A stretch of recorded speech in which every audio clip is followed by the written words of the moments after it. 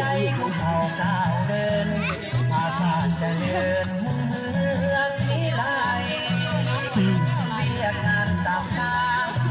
คือเส้นทางเล่าเมืองสีทุกขอสนร่วมสา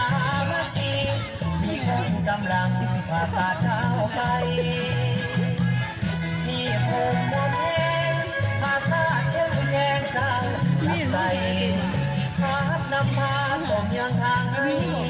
สามสั่งก้าวไปบ่ได้โดนทาง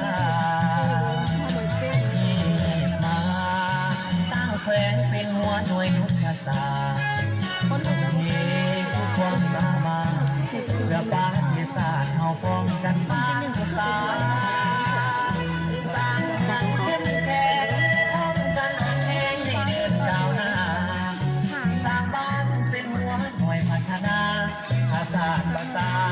ให้เข้มแข็งจับมือกันเข้าเอาทุกคนจงพร้อมเพียงใจคิดตนอย่าเห็นใจพร้อมกันเข้าไปสร้างสาหัวแม่บิดทุกวิญญาคนความลำขาต้องออกแห่งสามัคคีทนหัวแห่งสร้างสรรค์เข้มแข็งจนชั่วนิรันดร์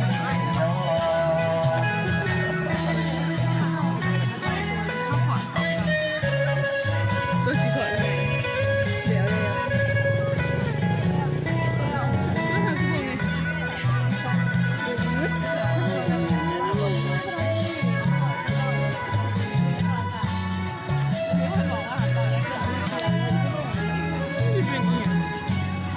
มันโดนเนื้อมันก็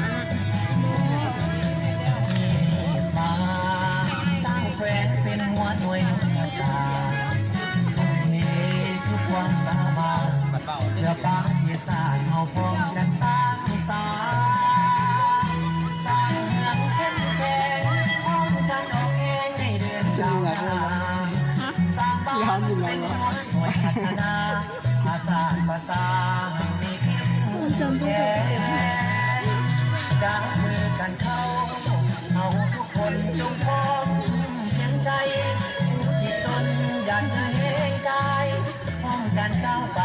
สร้างสาหัวแปงบิดทุกวิญญาพ้นความลำบากเราต้องออกแห่งสามัคคีทนหัวแห่งสร้างสรรค์เข้มแข็งจนชั่วนิรันดร์